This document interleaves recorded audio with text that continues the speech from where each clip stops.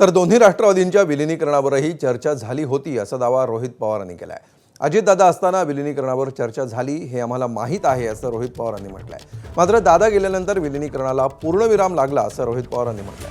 अजित पवार जयंत पाटलांच्या घरी अनेकदा भेटले, एवढंच नाही तर सुनेत्रा पवारच राष्ट्रवादीच्या राष्ट्रीय अध्यक्ष व्हाव्यात यासाठी समर्थन मिळत असल्याचंही रोहित पवार यांनी म्हटलंय।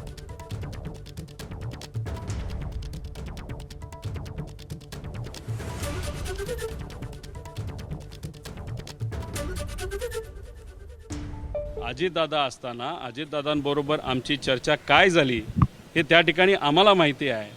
अजितदादांशी बोलत असताना दादांबरोबर आम्ही एनडीए बरोबर जायचं का दादा बाहेर येऊन रस्त्यावरची लढाई आमच्याबरोबर लढणार हे दादांमध्ये आमच्यामध्ये त्या ठिकाणी हा विषय झालेला आहे। आणि त्यामुळेच मी सांगतो की आमच्यासाठी या विषयाला पूर्णविराम लागलेला आहे। दादा गेल्या 35 आमदार ज्यांनी सुनेत्रा काकींचं नाव हे राष्ट्र अध्यक्ष म्हणून प्रपोज केलं त्यांचं अभिनंदन करतो, त्यांचे आभार व्यक्त करतो। त्याच्याचबरोबर 32 ते 33 जे फ्रंटल आणि प्रमुख त्या पक्षाचे पदाधिकारी आहेत त्यांनीसुद्धा एका कागदावर सुनेत्रा काकींचं नाव हे राष्ट्र अध्यक्ष असावं असं त्यांनी सांगितलं। आणि आमचासुद्धा बाहेरून, कारण तो पक्ष त्या ठिकाणी वेगळा आहे, काही दिवसांपूर्वीसुद्धा मी हीच भूमिका घेतली आणि आजसुद्धा हीच भूमिका घेतो, सुनेत्रा काकीच तिथं राष्ट्राध्यक्ष ह्या झाल्या पाहिजे।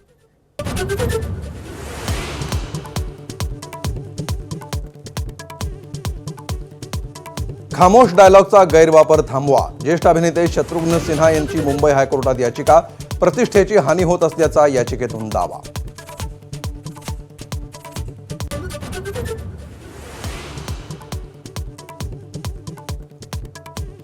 अजितदादांच्या विमानातील ब्लॅक बॉक्सही राजकारणापासून सुरक्षित नाही, रोहित पवारांचा पुन्हा गंभीर आरोप, तर तपासही संथ गतीनं सुरू असल्याचा दावा।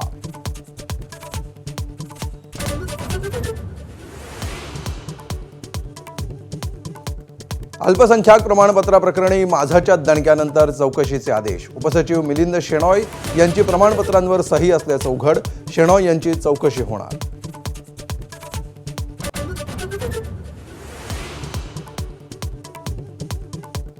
पुण्यातील मुंढवा जमीन घोटाळा प्रकरणी पार्थ पवार यांना अभय मिळाल्याची चर्चा, व्यवहारावर स्वाक्षरी नसल्यानं जमीन खरेदीत थेट संबंध येत नसल्याची सूत्रांची माहिती, तर व्यवहारासाठी मदत करणाऱ्या 2 सरकारी अधिकाऱ्यांवर मात्र कारवाई।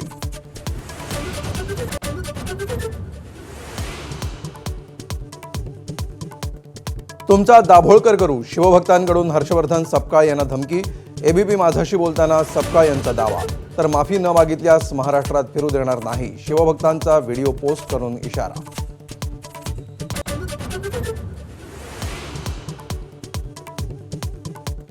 महादेव मुंडे हत्या प्रकरणी दोघांची नार्को आणि एकाची ब्रेन मॅपिंग टेस्ट होणार असल्याची माहिती, नार्को टेस्ट झाल्यास सत्य समोर येणार, ज्ञानेश्वरी मुंडेंनी व्यक्त केला विश्वास।